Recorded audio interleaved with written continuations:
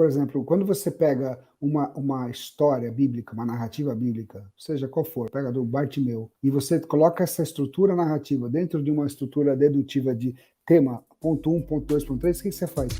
Você arrebenta o poder do texto que é a história. E aí, pessoal, tudo bem? Aqui é o pastor Marcos Botelho. Eu separei, e você vai assistir agora, os melhores momentos de várias lives que eu faço semanalmente sobre interpretação bíblica. Antes da gente entrar no vídeo que eu separei, eu gostaria de dar uma dica para você que gosta desse assunto. Eu fiz uma sala de Telegram onde diariamente eu posto áudios e vídeos para quem está interessado em estudar a Bíblia e entender os princípios hermenêuticos. É de graça, é só você baixar o aplicativo, que é como se fosse um WhatsApp. E por que eu criei esse grupo de Telegram gratuito? Primeiro, porque fica mais fácil para mim mandar esse material para você. Segundo, porque não vai ter algoritmos. O que eu mando, a gente vai poder conversar diretamente. E terceiro, porque eu acredito que os princípios hermenêuticos de interpretação bíblica devem ser ensinados para todos e não apenas para pastores. Então a gente se vê na sala de Telegram, que você encontra o link aqui embaixo. Baixa agora. Vamos lá para o vídeo? Esse trabalho aqui está saindo novinho e é muito bacana. Agora a gente vai conversar um pouco sobre o livro.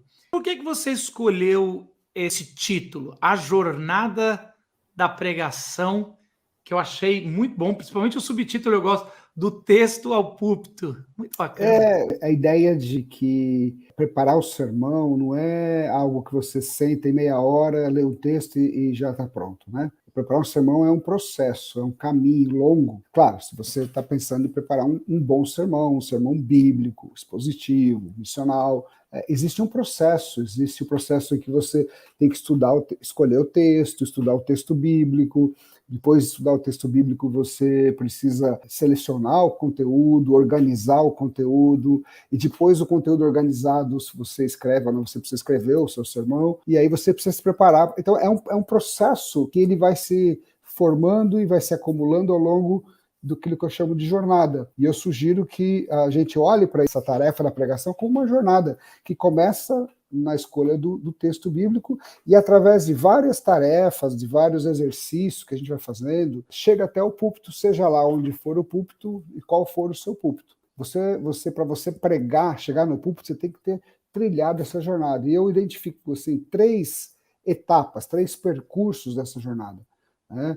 O percurso pelo texto bíblico, que é o percurso da exegese, do trabalho de interpretação do texto, o percurso da composição do sermão, que é o trabalho de você selecionar o que vai, porque aquele chavão, né? Nem tudo que você usa na cozinha você põe no prato principal. A gente tem que ter uma sensibilidade, uma capacidade de entender o que eu coloco, o que eu não coloco no sermão. E depois o percurso no qual você se prepara a sua mensagem e encontra os seus ouvintes. E se a coisa correu bem, você conclui essa jornada com a entrega do sermão e inicia uma nova jornada para o próximo sermão, enquanto o seu sermão começa uma jornada na mente e no coração daqueles que te ouviram. E é interessante que essa metodologia que eu proponho, ela tem muito a ver com movimento e direção. Tanto é que quando eu estava pensando na capa do livro, surgiu algumas ideias, né?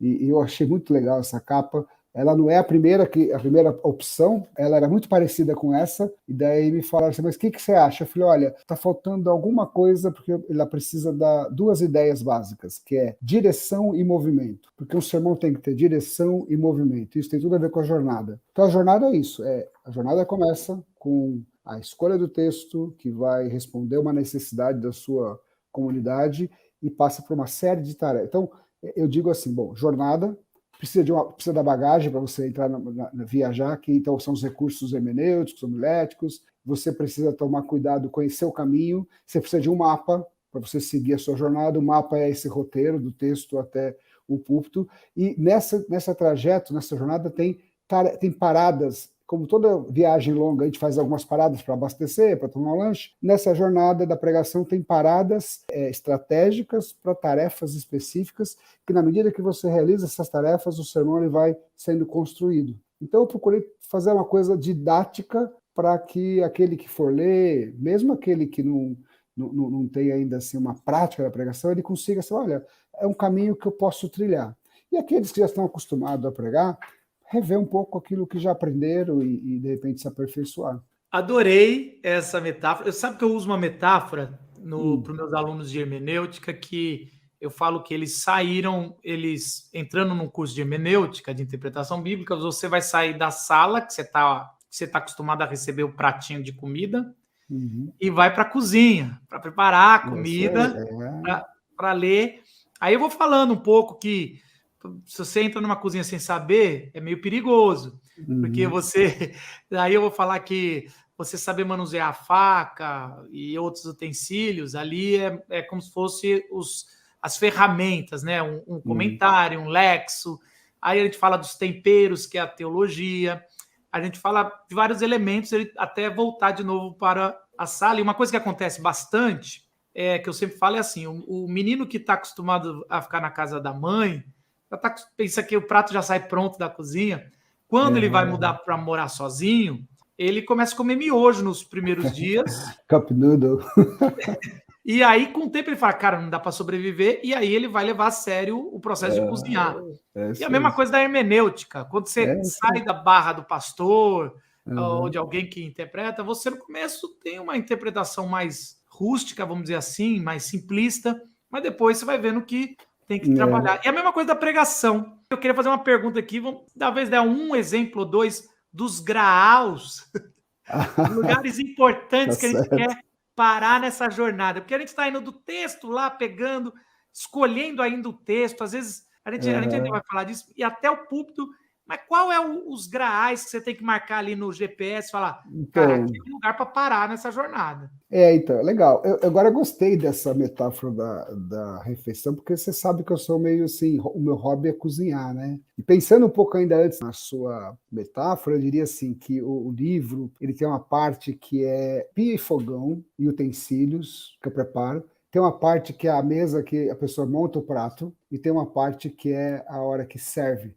o prato na mesa do que está sentado lá para receber, né? Na sala de jantar. Mas eu gostei disso, porque assim, eu me preocupo, como eu sou professor de hermenêutica, eu estou Aham. preocupado com o preparo do prato. Você morou muito tempo em São Paulo. São Paulo é uma gastronomia bem. Aqui, Uhum. a pessoa sabe servir, tem bons garçons Sim. e bons restaurantes e tudo caro, né? Mas muito Aham. bom. E a gente percebe que realmente a aparência do prato, a gente acha Sim, que não.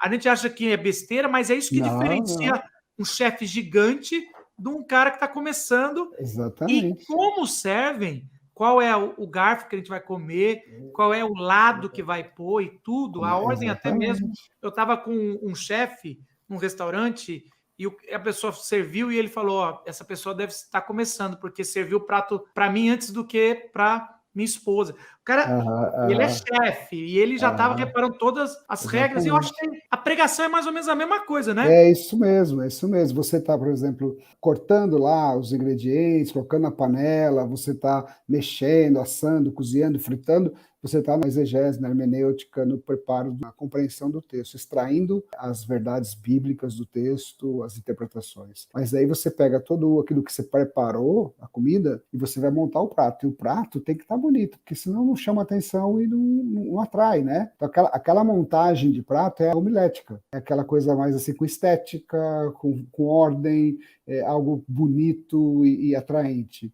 E depois o encontro do garçom com a mesa, com o cliente, a maneira como ele trata o cliente, como ele serve na hora certa, trazendo os pratos juntos, né? Coisa horrível é você trazer o prato de um e o outro ficar esperando. Então a maneira como serve é esse momento da comunicação do sermão. Eu acho legal. Eu acho que o próximo livro, quem sabe, em vez da jornada da pregação, a gastronomia do sermão, alguma coisa assim. Ah, mas o meu da Thomas Nelson vai sair antes e tem essa Tá analogia bom. lá, né? Ele falou: esse Então você faz. já era, né? Mas vamos falar do Graal, então, né? Mas... Do Graal. fala do grau. Como é uma viagem, como é uma jornada longa, você tem que fazer várias paradas, né? Então, por exemplo, no percurso, vamos pensar que eu estou indo de São Paulo para Balneário Camboriú, que é a viagem que eu fiz. Você tem o estado de São Paulo, o estado do Paraná e o estado de Santa Catarina no caminho. O estado de São Paulo é um pouco mais longo, né? Então, é o primeiro, é o percurso pelo texto bíblico. Então, eu sugiro cinco paradas estratégicas. Na verdade, a primeira é a inicial, quando você escolhe o texto, delimita o texto. Essa é a primeira parada. Então, eu trabalho como escolher o texto, como delimitar o texto, que existe uma importância fundamental na delimitação correta do texto para você interpretar corretamente o texto. Essa primeira parte, ela é mais hermenêutica mesmo, mas uma hermenêutica voltada para o sermão. O segundo grau é o estudo dos contextos. Fala. Esse primeiro, Sim. Uma pergunta básica de quem, não é nem de quem está começando, uma pergunta básica de quase todo pregador. Às vezes a gente vai com uma ideia para o texto, e aí o texto fala outra coisa, mas às vezes a gente não tem ideia, principalmente quem... vamos pregar, mas o que a gente fala? Eu queria falar sobre missões. Você dá alguma dica assim, sobre isso? Completamente. Eu digo o seguinte, não dá para você investigar alguma coisa sem saber o que você está procurando. Você não investiga um crime sem saber que crime foi esse. Então, existem eu chamo de verdades bíblicas e espirituais, que eu quero descobrir quando eu passo pelo percurso do texto, que envolve a escolha correta do texto, o estudo do texto, a interpretação, blá, blá, blá. Quais são essas 3 verdades bíblicas, que para mim é a base para construir o sermão depois e montar o prato? Eu chamo de problema, graça e missão. A homilética clássica chamaria isso de necessidade, tema, que é, né, do sermão, ou proposição, e objetivo. Só que a ideia, isso eu aprendi com o Paul Scott Wilson, eu estou teologizando isso, porque a pregação é um exercício teológico. Nós estamos tratando, é um exercício de teologia. Né? Eu tô lendo teologicamente a Bíblia e estou aplicando teologicamente. Então eu chamo de problema, graça e missão, e todo o trabalho de estudo do texto visa identificar o problema, a graça e a missão no texto e como que eu posso aplicar o problema, a graça e a missão na comunidade. Sendo que o problema é o seguinte, o Bryan Chapell, no livro dele, Pregação Cristocêntrica, se não me engano, ele diz assim, todo texto bíblico lança à luz a condição humana caída, ao problema, ao pecado. Esse é um problema. Todo texto que você lê, você vai encontrar algo que reflete essa natureza humana caída. Porém, também, outros autores, né, o Paul Scott Wilson, o Grey Danos, o Haddon Robinson, eles falam também que todo texto também lança à luz a ação de Deus, porque eles dizem assim, o texto é a revelação de Deus, Deus é o protagonista, Deus está agindo no texto. Então, uma das verdades bíblicas que deve ser o tema do texto, o tema da passagem, a ideia principal, é o que Deus está fazendo no texto e por trás do texto. Ou seja, existe um problema, Deus está agindo nesse problema. Então, essa é a segunda verdade bíblica, que é a mais importante. E a terceira é a resposta que se espera dos primeiros ouvintes, ou dos primeiros envolvidos com a história, com o texto, e a resposta que a gente espera na pregação, né, que eu chamo de missão. Qual que é o objetivo, né, desse sermão? Então, o meu papel nessa primeira etapa da jornada, que eu vou parando em alguns graus, né, alguns posto Ipiranga, sei lá, quer chamar como quiser, é para exercer algumas tarefas para identificar e interpretar o problema, a graça e a missão e pensar como que eu aplico isso no contexto atual. Basicamente, para mim, esses 3 pontos, essas 3 verdades bíblicas, elas são fundamentais para a gente pregar, seja qual for depois a estrutura clássica, contemporânea, nova homilética, são as verdades bíblicas que precisam ser expostas e aplicadas. Talvez na analogia ali da cozinha e da entrega do prato, quando a gente vai cozinhar e a gente é meio novo, é muito difícil cozinhar a quantidade certa. A gente sempre exagera ou é difícil errar para menos. Mas a gente faz um negócio que vai servir uns 3 dias, depois no terceiro você não está aguentando mais. Quando a gente vai pregar, uma das maiores dificuldades é eliminar informações que pesquisou, porque a gente está pesquisando. Sim. Eu acho que é o Churchill que falava o seguinte, se você quer que eu fale por 3 dias, me avise 5 minutos antes. Mas se você quer que eu fale por 5 minutos, me avise 3 dias antes. Então ele falava isso, eu achei muito legal, porque é muito mais difícil eliminar. E aí eu queria saber um pouco da sua opinião, porque nessa inexperiência da pregação, às vezes a gente, cara, preparou, se debruçou, mas daí vai entregar por 2 horas, o negócio extrapola, fica difícil. Eu concordo com você e eu uso sempre o exemplo que eu ouvi há muitos anos atrás, mas que me marcou muito quando o Jô Soares escrevia uma crônica na Veja, isso em 1900 bolinha, e ele tinha uma página inteira para escrever a crônica dele, deu um problema de editoração na semana que ele estava entregando o texto dele, e mandaram uma mensagem para ele, Jô, você precisa fazer meia página. E a resposta do Jô foi, falta-me tempo para ser breve. porque é muito mais difícil você diminuir e manter mas também, por outro lado, quando você faz isso, o que sobra é a essência, é o suprassumo, né? É a ideia do Twitter antigamente, com 144, você precisa passar uma mensagem com 144 caracteres, só fica o que precisa mesmo, o que é supérfluo você corta. No livro, na segunda etapa, vai ter outras paradas, são 3 paradas, que é a hora que, usando a metáfora da cozinha, a hora que a gente vai montar o prato, é aí que você vai te deixar de fora que não precisa. Você vai montar um prato equilibrado. E toda a montagem desse prato no sermão é baseada no que eu preciso colocar no sermão para deixar claro o problema, a graça e a missão, e o que eu preciso no sermão para deixar claro a aplicação dessas verdades bíblicas. O que for excedente não entra. Não precisa. Eu sei que é difícil. O cara lê lá um comentário, lê uma introdução e tem tanta informação legal e você fica, pô, eu gastei um tempão lendo isso aqui, eu tenho que compartilhar para mostrar que eu li, que eu sei, que eu conheço. Mas a pergunta é, essa informação esclarece? Então, quando você coloca foco em cada parte do seu sermão, para que serve cada parte do meu sermão? Para que serve a introdução? Para que serve os movimentos ou os pontos do meu desenvolvimento? Para que serve o tema? Para que serve a conclusão? Se eu tenho claro a função de cada parte, a gente trata isso no livro, fica mais fácil selecionar. Tanto é que a estrutura homilética, para mim, ela tem 2 objetivos, que é selecionar o conteúdo e organizar o conteúdo. Então, a primeira tarefa dessa segunda etapa, que é a montagem do prato ou a composição do sermão, é elaborar um esboço homilético, usando as verdades bíblicas que você interpretou e vai aplicar. E esse esboço homilético, né, tipo um sumáriozinho, vai te dar a direção do seu sermão, vai te ajudar a selecionar o conteúdo e a organizar esse conteúdo. Uma das coisas interessantes, talvez, que eu falo que vai amaciar a pancada, que o evangelho é uma pancada, né? Eu lembro que eu acho que é você que falava, se não era você, essa é uma filosofia que tem lá na comunidade da Vila, você pastoreou muito tempo, que é assim, vamos deixar apenas o evangelho incomodar quem entra aqui. Eu falava, mas não é minha, né? A ideia assim, né? Que a gente é mais ou menos essa ideia assim, a única coisa que vai deixar as pessoas desconfortáveis, os que não são crentes aqui, é o evangelho. O resto a gente vai procurar deixá-los confortáveis, mas o evangelho deixa as pessoas desconfortáveis mesmo.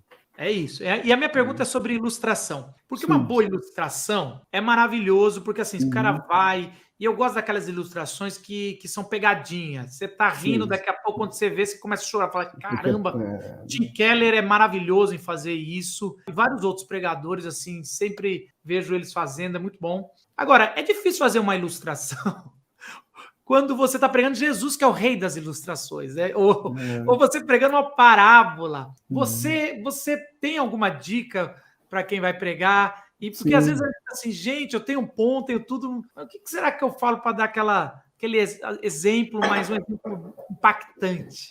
Você tocou num assunto legal, né? A ilustração, muita gente coloca ilustração no sermão, mas ela não tem função. A ilustração precisa ter uma função. Para que ela serve? Na minha metodologia, a ilustração ela serve para ajudar na aplicação do sermão. Porque a ilustração tem essa capacidade de fazer com que as pessoas se movam de uma postura mais cognitiva, assim, de estar prestando atenção em algo, raciocinando, e leva a pessoa para uma postura mais afetiva. E não está nada errado, porque o ser humano é emoção, é razão. Eu não estou falando aqui de emocionalismo, mas é você criar um ambiente mais afetivo, mais receptivo. Mas a ilustração ela precisa ter um objetivo. E como na minha metodologia eu digo que as verdades bíblicas são problema, graça e missão, eu acho que as ilustrações elas servem para tornar palpáveis essas verdades bíblicas na vida dos ouvintes. Qual que é o problema que eu estou querendo aplicar no contexto de hoje? Então, uma ilustração, uma história que mostre o problema, porque num sermão narrativo, eu acho que dá para você ser narrativo, mesmo em textos lógicos, dedutivos, como as cartas de Paulo, é muito importante que as pessoas elas enxerguem o que está sendo dito. A ilustração tem esse poder de ajudar as pessoas a enxergarem o que elas estão sendo ditas. Então, você tem vários tipos de ilustrações. Você tem aquelas parábolas da vida cotidiana, que a gente sabe que não é um fato verídico, mas é uma história fictícia que traz o dia a dia das pessoas, né? Por exemplo, uma vez eu preguei um sermão sobre os discípulos no caminho de Emaús, falando daquela angústia, daquela decepção deles, voltando para Emaús, que eles não conseguiam mais nem ter vontade de viver. E eu comecei com uma ilustração de uma senhora andando na Avenida Paulista, de cabisbaixo, chegou um assaltante dizendo: a bolsa ou a vida. E ela olha para o assaltante e fala: pode escolher, moço, as duas estão vazias. Que história é essa? Essa história, ela não é uma história que aconteceu, verídica. Ela é uma metáfora daquilo que acontece todo dia com pessoas que andam vazias. Esse tipo de ilustração, ela ajuda você a aplicar aquela ideia desse vazio que leva a gente para um sentimento de angústia, de vontade de desistir da vida, desistir de tudo. Esse é um tipo de ilustração. Existem outros, que são fatos reais, verdadeiros. Lembra daquela famosa, que hoje você nem é proibido usar, porque assim, é muito batida, mas do George Miller, lá na creche, que não tinha pão, né? Eles pegam a criancinha e eles oram, porque obrigado, Senhor, porque não tem pão, aí batem na porta o padeiro, que o pão passou um pouquinho, 2 minutos. É uma história verdadeira, de fato, que aconteceu e que me inspira. São várias fontes de ilustração, mas todas elas, quando eu uso, eu preciso que ela cause impacto, que as pessoas se identifiquem com ela e que ela cumpra o papel de ilustrar e aplicar o problema, a graça e a missão. Tá? Elas podem ser engraçadas, e eu costumo dizer assim, tem momentos que o humor, ele tem uma visão, o humor ele é importante. O que você falou, às vezes o humor ele é importante, mas ele tem que ter um twist, assim, uma virada, porque esse é o impacto do humor. Você está dando risada, de repente o cara dá uma palavra final na ilustração e fala: opa, é comigo. E isso tem um poder muito grande, mas a ilustração tem que cumprir a função de ajudar na aplicação das verdades bíblicas que você... Então, todo sermão ele tem 2 movimentos básicos. Ou você, quando está pregando, ou você está expondo, explicando o texto, ou você está aplicando, né?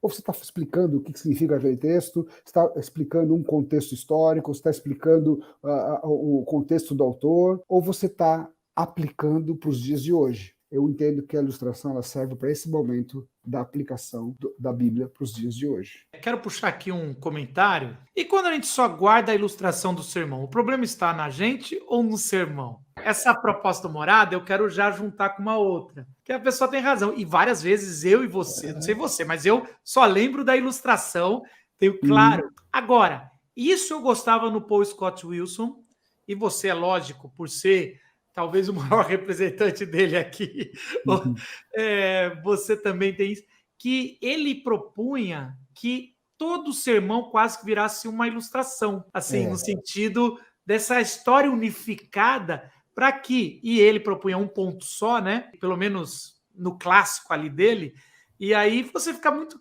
se você lembrar só a ilustração, você já está meio caminho andado para um sermão bem estruturado moderno, né? Seria isso, mais ou menos? O Paul Wilson trabalha a ideia do sermão narrativo. Sermão narrativo não é só pregar narrativa. Sermão narrativo é o seguinte: é você ter um movimento nesse sermão. O sermão sai de um lugar, de um momento, e ele tem um destino. E na cabeça dele, assim, ele sai do problema e ele termina na graça. Esse é o movimento narrativo, do problema para a graça. Quando é uma narrativa mesmo, o gênero literário é narrativa, é uma história, fica muito mais narrativo todo o estilo do sermão. Quando não é história, não fica tanto, mas você vai seguir.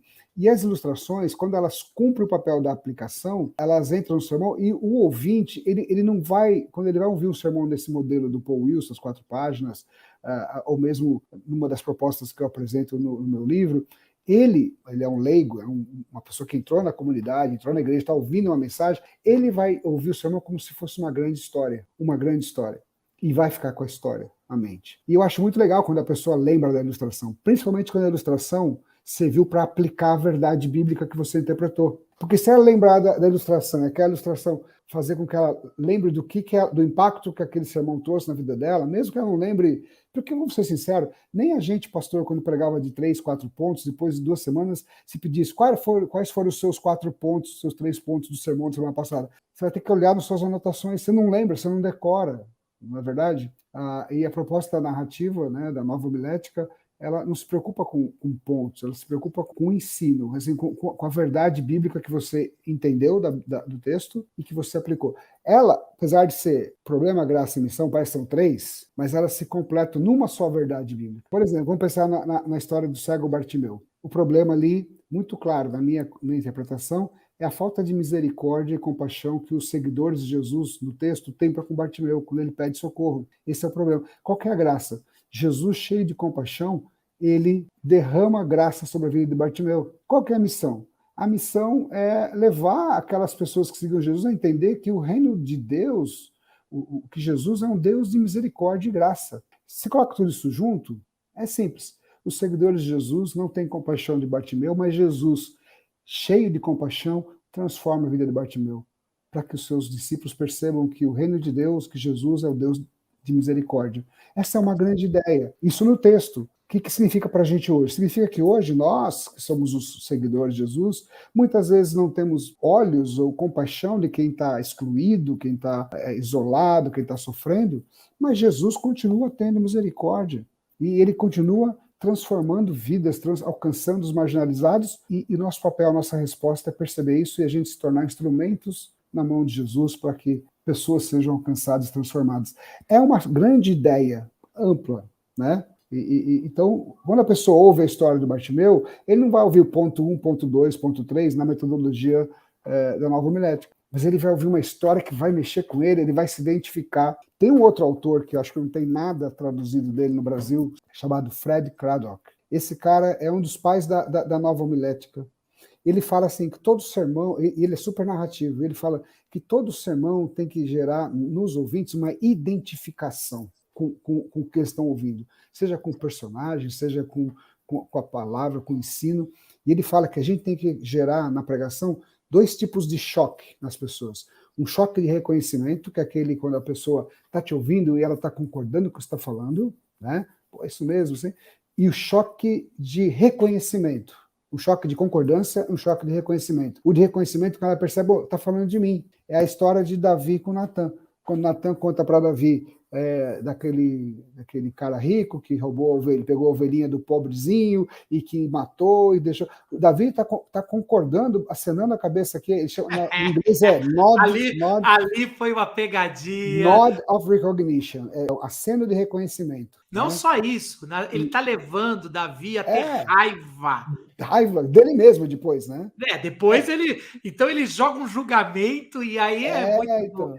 Cara, e para mim, se a gente conseguisse num sermão fazer um negócio desse, como é que é isso? Assim, é você contar a história tão bem contada que as pessoas concordam com você, né? Na hora e na aplicação você deixa claro, você, somos nós esse cara. É o choque de reconhecimento. Opa! Você já ouviu a ilustração do Tim Keller que ele usa sobre... Ele inventa essa história de Pedro, que Jesus manda os discípulos carregar uma pedra. Cara, essa história tem um plot twist no final maravilhoso. Às vezes, quando eu conto, eu falo que é do Tim Keller, mas o pessoal só me agradece. Mas não vou, também. Então, agora, a ilustração, nós estamos na ilustração, né? De novo. Você tem que garimpar, você tem que pesquisar. Por isso que eu digo que a jornada da pregação é importante, porque também a sugestão é que você não faça tudo no mesmo dia, que você caminhe com o preparo do sermão. Porque, por exemplo, se no primeiro dia você trilhou a primeira etapa, que é a interpretação, eu sei o que eu vou ensinar, o que eu vou aplicar, você vai passar mais 1 ou 2 dias preparando o sermão, você vai carregar esse sermão quando você for na padaria, quando você for no mercado, quando você for para casa, quando você for no escritório. Se você faz um pouco por dia, e você vai começar a olhar os fatos à sua volta, já com o seu sermão dentro de você. E aí as ilustrações surgem com mais facilidade, porque você está com o sermão na cabeça. Se você não pensa em ilustração, deixa só para o final, é difícil, entendeu?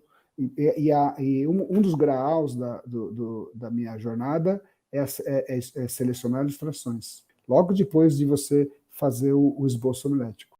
Vê se eu tenho razão. Talvez uma das diferenças entre a homilética tradicional, a clássica, e a nova homilética é que na homilética clássica você tinha uma preocupação dos pontos, né, das partes.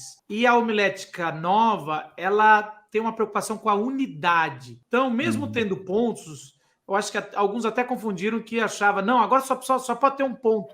Não, só precisa ser bem unificada. A pessoa tem que estar com a impressão que está assistindo um filme. E quando você está assistindo um filme, quando a gente vai estudar roteiro, e eu, depois da sua matéria com Paul Scott Wills, eu comecei a estudar roteiro. Eu já gostava, porque eu escrevia peças lá na CEPAL, mas eu falei, cara, eu preciso estudar roteiro. Eu comecei a estudar roteiro e todo filme tem os atos. Só Sim. que a gente, só com o olho treinado, percebe a mudança de ato, porque todo mundo Uhum. que tá assistindo nem percebe, é muito natural, e deveria mais ou menos ser assim nos pontos, se é que vai ter um ponto, uma É. mudança muito mais unificada, né?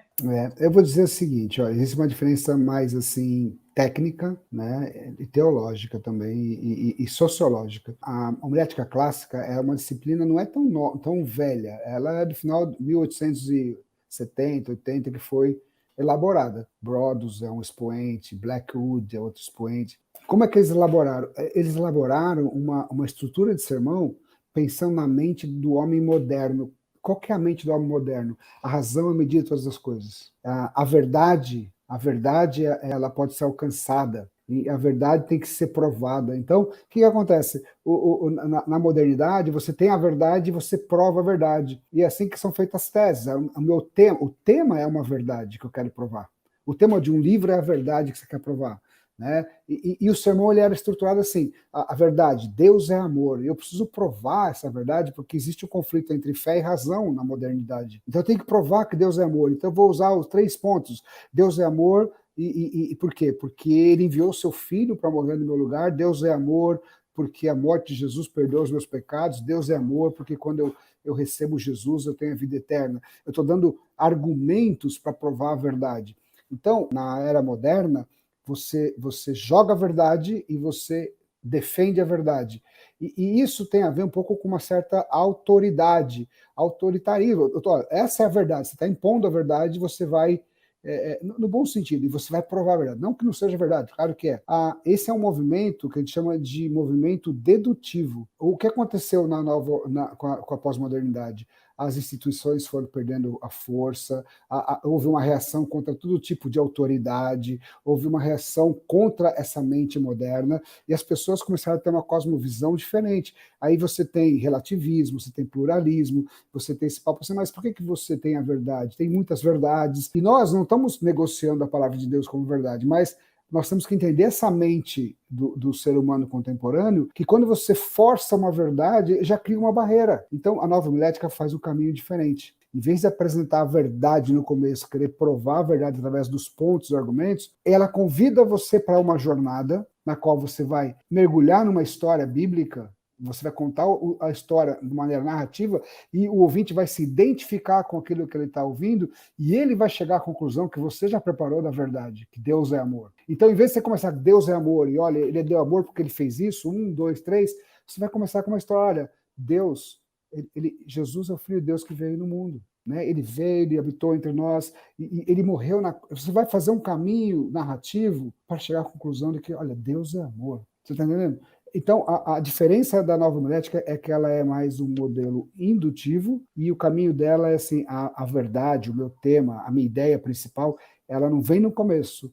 Eu vou criar todo um contexto para que as pessoas se identifiquem e elas recebam a verdade, ou elas cheguem a essa conclusão da verdade do meio, do final, no final do sermão. Essa é mais ou menos a diferença técnica do sermão. E tem a ver com o que você falou.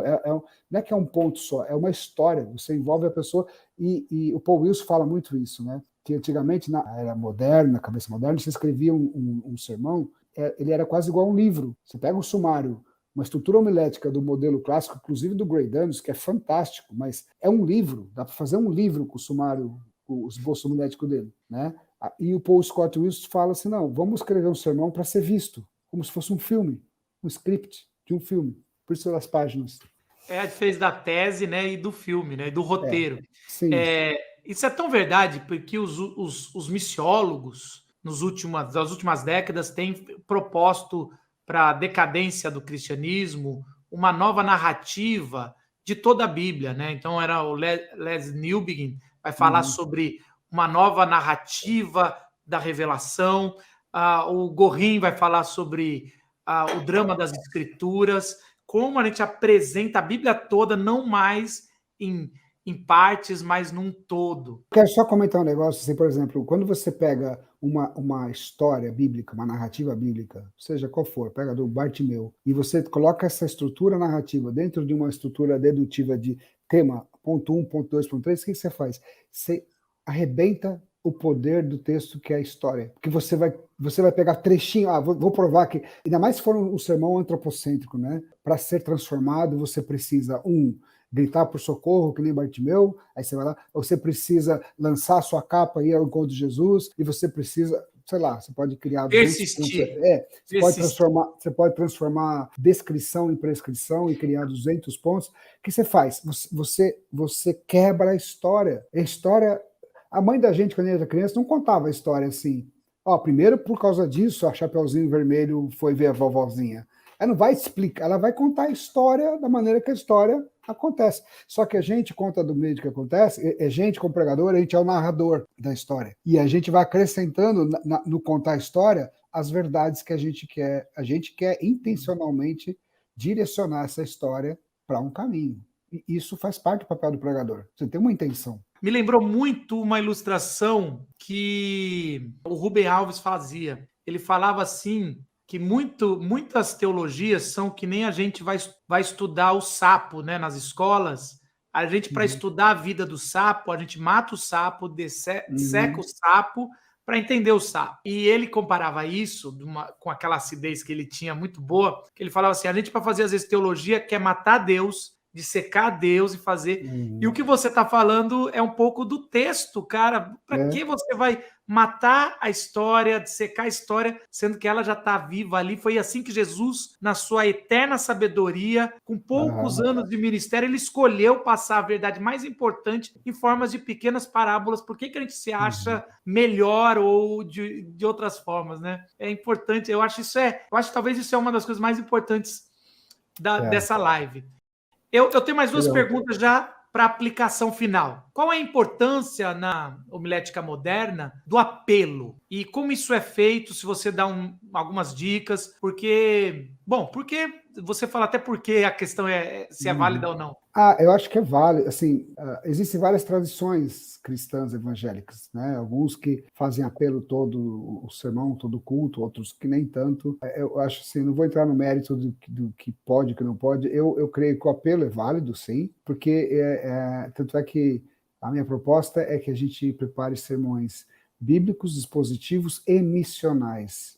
Para mim, assim, toda vez que eu vou pregar, me vem na mente texto de Paulo, que aprove a Deus, pela loucura da pregação, salvar aqueles que creem. Eu acho que todo encontro no qual tem um pregador, a palavra de Deus e os ouvintes, é uma oportunidade para alguém abraçar o evangelho, abraçar Cristo, seja pontualmente, a pessoa entrou lá, nunca tinha ouvido falar de Deus e ouviu e aceitou, ou seja, alguém que está num processo de transformação e chegou o grande dia de um comprometimento. Como eu proponho, juntamente com o Paul Wilson, essa ideia de você preparar um sermão que termine com a graça de Deus, quando eu apresento Deus, porque a graça, para mim, é o ponto principal da história, é a chave da história, é a ideia principal, a grande ideia, o tema. E eu termino com o tema, o sermão. É do meio para frente.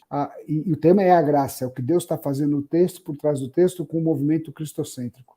É o prato cheio para quem quer terminar o seu sermão fazendo o apelo, porque você vai chegar no Evangelho. Eu acho que, assim, o Gredianos falava isso. O que diferencia uma mensagem, uma pregação numa sinagoga e numa igreja cristã? Num texto, por exemplo, do Antigo Testamento. Significa que a gente interpreta a Bíblia à luz da revelação maior de Deus, que é Cristo, né?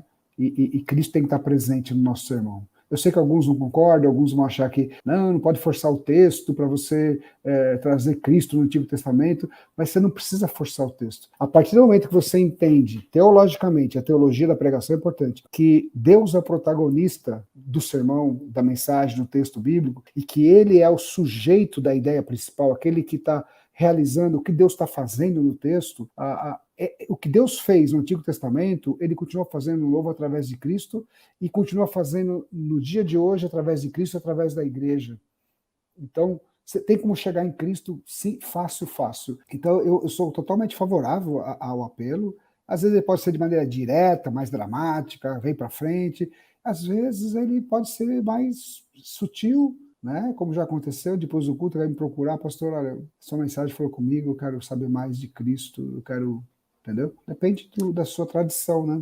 Você sabe que esse é o cerne do meu livro, do meu novo livro com a Thomas Nelson, que vai sair no segundo semestre, que é exatamente a interpretação de hermenêutica como Cristo no projeto final de Gênesis e Apocalipse, sem forçar o texto, sem alegorias, sem nada. A palavra é entender a cabeça do autor e o anseio messiânico em todas as figuras construídas em Gênesis e na Torá que desembocam em Jesus. Então, assim, estamos muito alinhados. Aliás, vou propor para Thomas Nelson, quando eu sair, já pôr o meu junto com o seu no combo, porque daí o cara já tem hermenêutica e já sabe como expor. O Grady Adams, ele apresenta 7 caminhos cristocêntricos do Antigo Testamento para o Novo Testamento. Eu prefiro o Paul Wilson, que ele apresenta 2 pontes hermenêuticas. Quando você estuda o texto bíblico, você identifica o foco na condição humana caída, você descobre a natureza humana caída. O contexto, o tempo, a língua, o país, o lugar, o século, a mente, a cosmovisão mudou, mas a natureza humana no Antigo Testamento, ou na Bíblia, é a mesma natureza humana hoje. Muda o contexto, mas a natureza humana é a mesma. Então, essa é uma ponte, esse é um braço da ponte. O outro braço da ponte é quando você olha para o texto, você identifica o que Deus está fazendo no texto, ou por trás do texto, você vai descobrir a natureza divina, os atributos de Deus. E o contexto mudou, o mundo mudou, o tempo passou, mas os atributos de Deus, a natureza divina naquele texto é a mesma que se manifesta hoje. Então, para mim, esses 2 seriam assim, tudo é importante, a língua original, conhecer o contexto histórico, cultural, eu acho que é fundamental, mas sabe o paramão, para você atravessar a ponte desse abismo entre o mundo antigo e o mundo contemporâneo, é a natureza divina e a natureza humana. E a Bíblia é a revelação de Deus e do ser humano. A Bíblia revela quem é o ser humano e revela quem é Deus. E para mim, esses 2 paramãos, assim, eles são fundamentais para a gente fazer uma ponte mais segura e evitar o erro porque eu acho, vou ser sincero, eu não acho que a gente consegue descobrir exatamente o que estava na mente do autor. Assim, você pode chegar próximo, você tem clues, você tem dicas, mas você consegue descobrir o que o texto apresenta da natureza humana caída e o que o texto apresenta da natureza divina. Isso, para mim, é o que vai me dar segurança quando eu não consigo chegar com certeza no que exatamente estava pensando o autor. Agora, você sabe que o Tim Keller ele fala isso. Ele fala que, assim como todos os caminhos levavam a Roma, todas as interpretações no final vai levar a Cristo. Ele fala que o maior desafio é ou você querer chegar muito rápido em Jesus e não fazer o caminho certo, e aí você força o texto, ou você ficar tão preso no caminho que você nunca chega na Roma. Então ele fala isso no seu livro de pregação, também muito legal. Eu queria que você desse 1 ou 2 dicas práticas para quem está pregando pela primeira vez, ou vai pregar pela primeira vez, ou segunda, está no começo e tem uma timidez muito grande, muito fácil de se perder. Eu tenho uma técnica, eu vou dar uma aqui, daí eu vou passar para você, talvez dá para mais 1 ou 2. Quando eu estou pregando, eu procuro no meu público olhares de confirmação. Então, e agora que as pessoas, a maioria usa ainda máscara, aí eu tenho que assim, olhar assim, eu tento encontrar, e logo nos primeiros 5 minutos ou 10, eu tô ali, eu encontro, e assim, eu tento achar em 3 pontos, né? Um de um lado, um de outro, no meio ali, se é um salão meio grande, de pessoas que estão olhando para você e tá assim, você sabe que tá concentrado, tá te dando feedback. E aí, quando eu acho esses pontos, que são pontos de ouro, cara, eu fico pregando para essas pessoas, porque eu tô vendo que ela tá me dando e vai trazendo mais energia, vamos dizer assim, positiva, não sei se é, mas vai nos energizando no sentido de, olha só, essa mensagem está chegando ali, e geralmente, se eu foco em alguém que está... Eu lembro que você me criticava muito, porque eu tenho uma mania, quando você estava pregando e eu fico fazendo assim, ó, e eu nem sei porque eu fico pensando. E você falava, Marcos, toda vez que eu estou pregando, eu olho para você, parece que você está discordando. Eu falei, não, adorei. Então, eu acho. Tem alguns que você tem que evitar de olhar. Assim, exato, mas eu faço muito isso. Alguma pessoa que é meio assim, que você já viu que não pegou do meu humor, eu uso muito humor, não gostou, eu falo, vou sair daqui, vou para outro. Então, assim, quais são as dicas, além dessa, de encontrar um retorno positivo no seu público, que você faz para a gente que está começando, que pode cair numa... Porque quando a pessoa se perde, às vezes ela cai numa insegurança, se perde, quase que ela trava, né? O que são dicas práticas? Eu concordo 100% com essa. Eu diria, essa seria uma que eu falaria, se você não tivesse falado nada até agora sobre a dica. Mas, assim, eu diria assim, olha, termine o seu sermão sempre pelo menos um dia antes de pregar. Por quê? Porque eu não sei se acontece com você, mas quando eu termino um sermão, vamos supor assim, sábado à noite, para pregar domingo de manhã, eu nem consigo dormir, porque eu estou achando que eu não assimilei esse sermão ainda, né?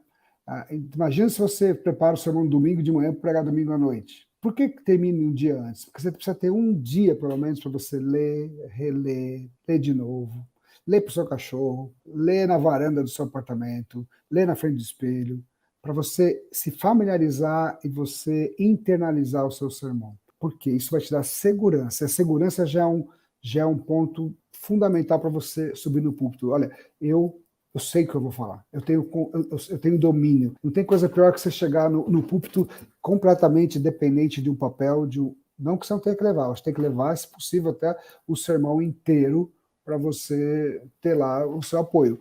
Mas você não depender do seu sermão. Essa é uma questão, uma dica que eu dou. Pode ser o esboço, pode ser o sermão. Eu levo o sermão inteiro. Mas você sabe que eu diria até um pouquinho mais. Eu hoje, o ideal, e a maioria das vezes, eu acabo o meu sermão na quinta-noite, na quinta-feira.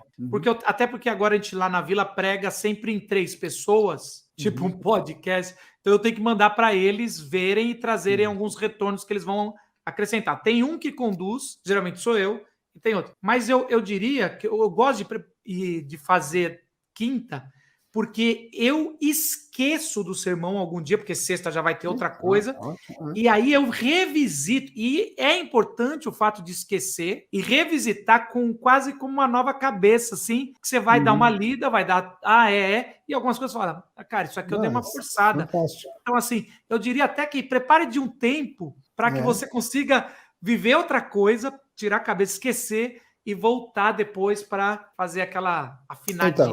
Então, por isso que eu falei, pelo menos um dia de antecedência, né? Você precisa ter.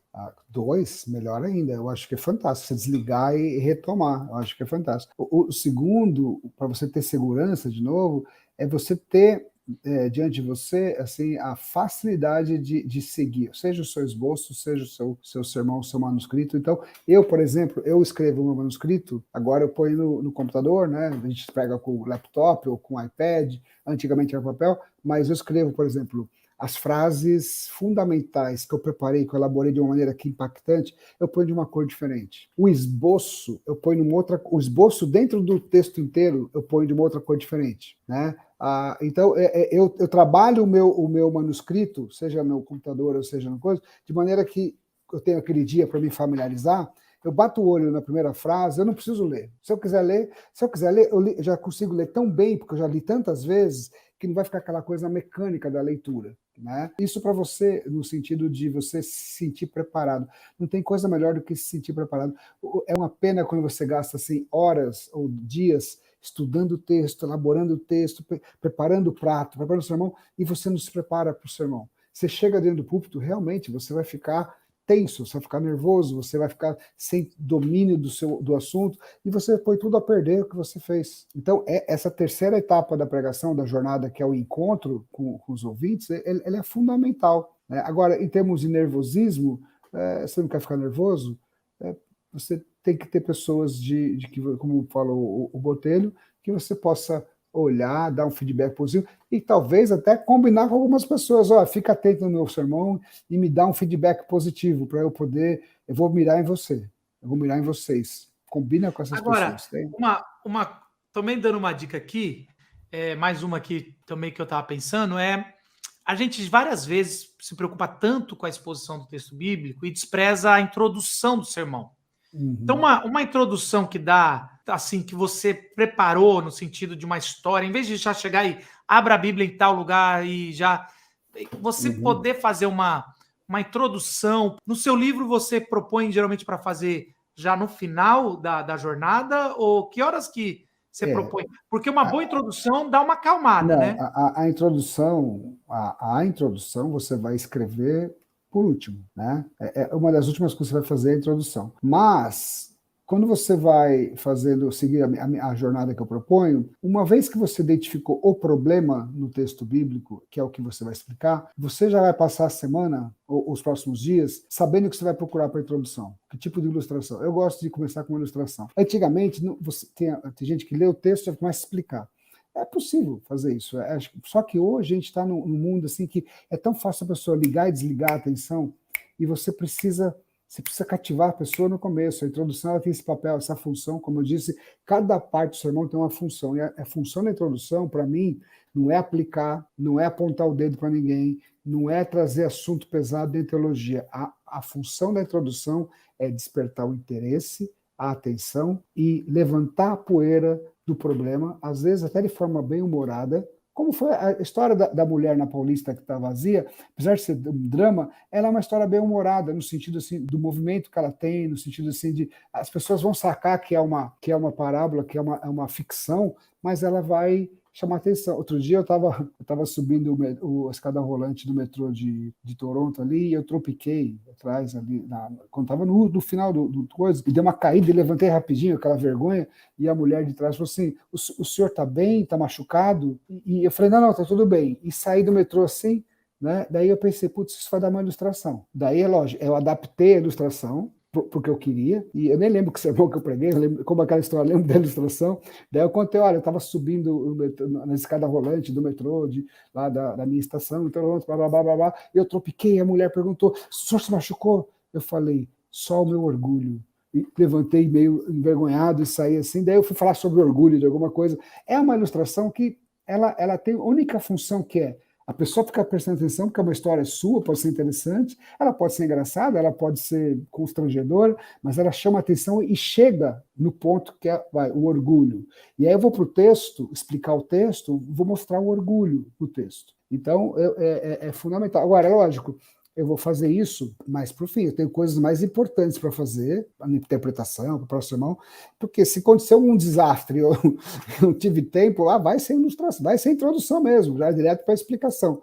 Mas se eu tenho tempo, aí no final, você vai pensar numa história que você possa levantar. Você falou de levantar a bola para eu cortar. A ilustração é isso, vou levantar a bola para entrar no texto bíblico e explorar o problema. Né? E no final, eu ilustro a graça. Você sabe, mas isso eu acho que ajuda muito já até. Esse é um defeito meu, ou sei lá, eu não escrevo introdução e os pastores que estão comigo ficam doidos. Como é que você vai fazer? Eu falei, na hora a gente vê alguma coisa, mas às vezes não funciona, a maioria das vezes não funciona, às vezes eu já começo bem, mas é algo que eu precisava melhorar. Você sabe por que eu comecei a escrever também todos os meus sermões? É. Porque eu pensava assim, eu vou falar uma coisa bem pessoal aí. Você trabalha com o Paulo, né? Sim. O Paulo é um compositor. Pô, o cara tem uma capacidade de compor uma música, às vezes num dia ele faz uma música boa, em um dia. Aí vai tocar essa música quantas vezes na igreja? O ano inteiro, 2 anos, 3 anos, aquela música vai rolar. Você prepara um baita de um sermão, cara, que você prega uma vez, dificilmente você vai pregar na sua igreja o mesmo sermão de novo, cara. É injusto, achava isso. É meio injusto. Então eu pensava assim, não, eu tenho que preparar um bom sermão, eu tenho que escrever inteiro, e desse sermão tem que derivar um artigo, tem que derivar uma escola bíblica dominical dele, tem que derivar um estudo dos lares, esse sermão tem que derivar e tem que dar mais coisas, ele não pode ficar só no domingo à noite, né? Então, essa foi uma das razões pelas quais eu comecei a escrever todo o meu sermão também. Segunda coisa que eu anotei aqui, vou começar a fazer isso. Tem que, no mínimo, gerar um vídeo, porque eu faço vídeo todo dia para o meu canal, no mínimo um vídeo, né? Porque... então, agora vídeo, podcast, o que você puder explorar, você tem que explorar, porque o cara tem talento, mas o cara comprou uma música que está até hoje tocando depois de 10 anos aí, todo mundo curtindo, e meu sermão... Monetizando! Então, é verdade.